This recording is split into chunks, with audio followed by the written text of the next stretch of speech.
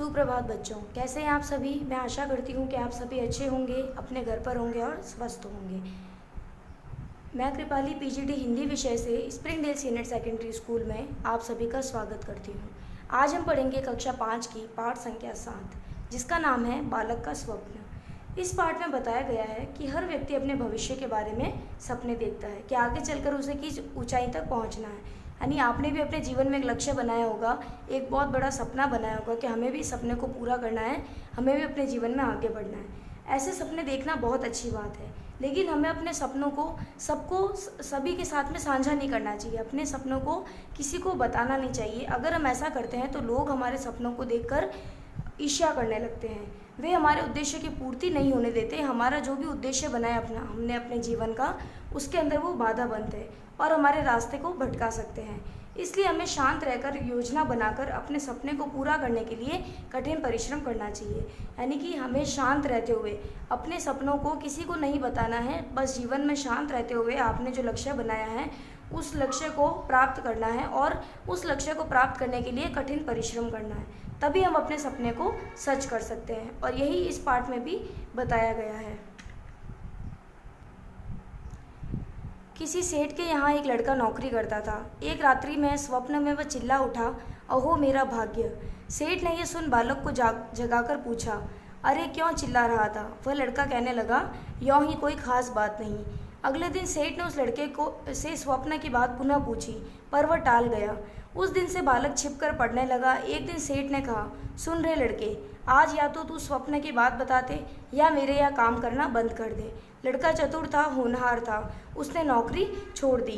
यानी अब इसमें बताया गया है कि एक लड़का था, वो सेठ के यहाँ नौकरी करता था और एक दिन रात्रि में उसे इस प्रकार का सपना आता है। अब वो स्वप्न क्या था वो आपको पाठ में आगे पता चलेगा, लेकिन उस स्वप्न को देखने के बाद वो लड़का इतनी ज़ोर से चिल्लाया कि उसका जो मालिक है वो हैरान हो उठा। अब उसको मालिक को उतना उत्साह है, वो उतना जानने के लिए आतुर है कि आखिर उस लड़के ने सपने में देखा क्या था। लेकिन वह लड़का भी चतुर था और उसके सामने उसके मालिक ने शर्त रखी कि या तो तू अपना सपना बता दे और या फिर ये नौकरी छोड़ दे। और लड़के ने ऐसा ही किया, उसने नौकरी छोड़ दी क्योंकि लड़का बहुत होनहार था। उसने पढ़ाई चालू रखी। इसी बीच उसे गांव के जमींदार के यहाँ नौकरी मिल गई। अब जहाँ से उसने नौकरी छोड़ी तो उसे दूसरी जगह नौकरी मिल गई। एक दिन सेठ जमींदार के यहाँ कपड़े लेकर आया। उसने लड़के को वहाँ काम करते देखा। सेठ ने जमींदार को लड़के के स्वप्न और निकाले जाने की बात बता दी।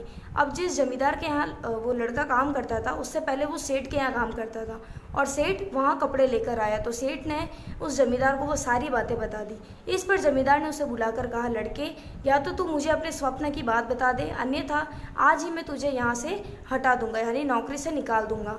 पुनः वह लड़का धुन का पक्का और दृढ़ निश्चय था, यानी उसने पूरा लगन का पक्का था, पक्के इरादे वाला था। तो उसने ये ठान ली थी कि मुझे यहाँ से भी नौकरी छोड़ने में कोई दिक्कत नहीं है। उसने कुछ नहीं बताया और नौकरी से अलग हो गया। उसने अपना अध्ययन चालू रखा। वह किसी प्रकार सूझबूझ से राजा के यहाँ साधारण नौकर हो गया और फिर धीरे धीरे उन्नति करते करते एक दिन राजा का मंत्री बन गया। क्या होता है कि वो कुछ नहीं बताता है और नौकरी से अलग हो जाता है वो अपनी पढ़ाई को चालू रखता है। किसी प्रकार सूझबूझ से राजा के यहाँ वो साधारण नौकरी कर पाता है और धीरे धीरे उन्नति करते करते वह राजा का मंत्री बन जाता है। अकस्मात यानी कि अचानक से एक दिन वही जमींदार राजा के यहाँ आता है। उसने उसे पहचान लिया और राजा से सारी बात कह सुनाई। राजा ने मंत्री को बुलाकर पूछा, मंत्री जी, आपने बहुत दिन पहले सेठ के यहाँ क्या स्वप्न देखा था?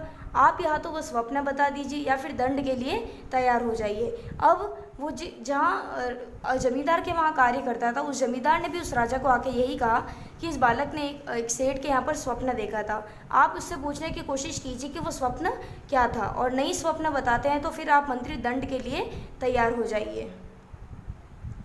मंत्री ने स्वप्न बताने से इनकार कर दिया। राजा ने नाराज होकर मंत्री को कैद खाने में डाल दिया। कुछ दिन बाद पड़ोसी राजा ने इस राजा पर चढ़ाई करने की सोची। उसने सीमा पर अपनी सेना भी जमा कर ली, यानी जहाँ तक वो राज्य फैला हुआ था वहाँ की अंतिम सीमा होती है, वहाँ पर उसने दूसरे राज्य के सैनिकों को खड़ा कर दिया।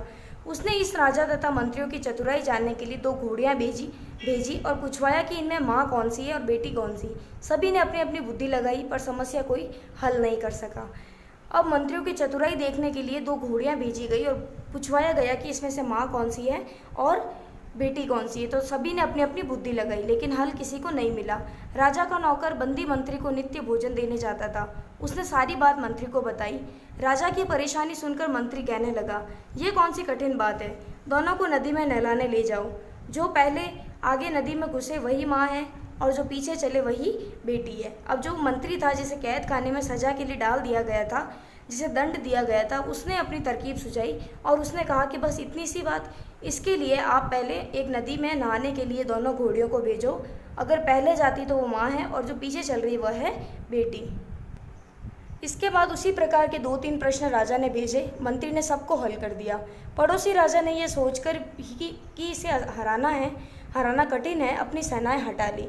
उसने संदेशा भिजवाया कि जिस व्यक्ति ने मेरे प्रश्नों को हल किया है, उससे हम अपनी कन्या का विवाह करना चाहते हैं। अब वो मंत्री था, वो बहुत चतुर था और उसका दिमाग भी बहुत तेज था, इसलिए जो भी कठिन प्रश्न पूछे गए उसने सभी का जवाब अच्छे से दे दिया। तो वो दूसरे राजा के जो मंत्री, उन्होंने कहा कि सेनाएं हटा ली जाए और मैं अपनी कन्या का विवाह इसी मंत्री से करना चाहता हूँ। इस समाचार से राज्य भर में सनसनी फैल गई, यानी कि खलबली मच गई कि इस मंत्री से किस प्रकार से कन्या का विवाह हो सकता है। उस बंदी मंत्री की चारों ओर प्रशंसा होने लगी। राजा ने उसे तुरंत मुक्त कर दिया, यानी आज़ाद कर दिया। इसके बाद पड़ोसी राजा ने अपनी कन्या का विवाह उससे कर दिया।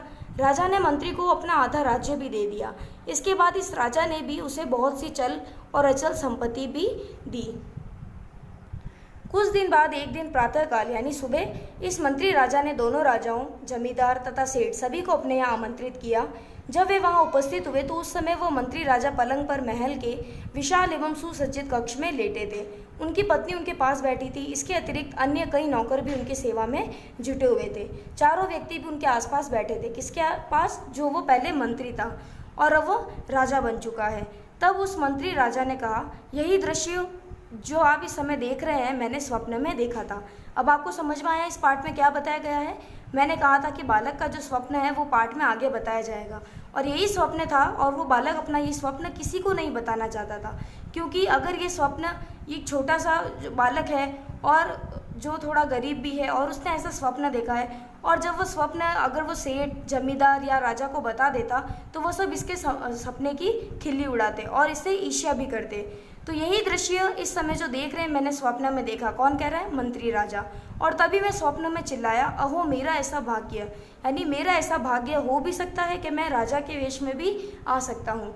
मैंने तब यह बात आप लोगों को बता दी होती तो आप में से कोई भी इसे पूरा नहीं होने देते। हो सकता है कि ईर्ष्या, लोभ और अपमान के वशीभूत आप मुझे मौत के घाट भी उतरवा देते कि ये छोटा सा बालक ऐसे सपने कैसे देख सकता है।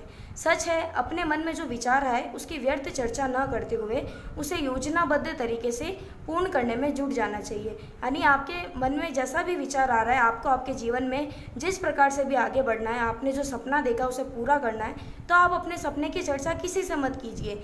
बस योजनाबद्ध तरीके से उस कार्य को पूर्ण करते जाइए, और एक दिन जब वो आपका जो लक्ष्य है वो आपको हासिल हो जाता है, तब आप महान व्यक्ति कहलाते हैं। तो कर्म, कठोरता, लगन और निष्ठा से कोई भी व्यक्ति महान बन सकता है। तो इसके अंदर बताया गया है कि आप महान किस प्रकार बन सकते हैं। इस प्रकार नहीं कि अपने सपनों को सभी के साथ में साझा कर दे, यानी अपने जीवन का जो लक्ष्य है वो सभी को बता दे। नहीं, आपके जीवन में जो लक्ष्य बना है उसे किसी को नहीं बताना है। जब आप वो कार्य पूर्ण कर लेते हैं तब आपको उस कार्य को किसी से साझा करना है।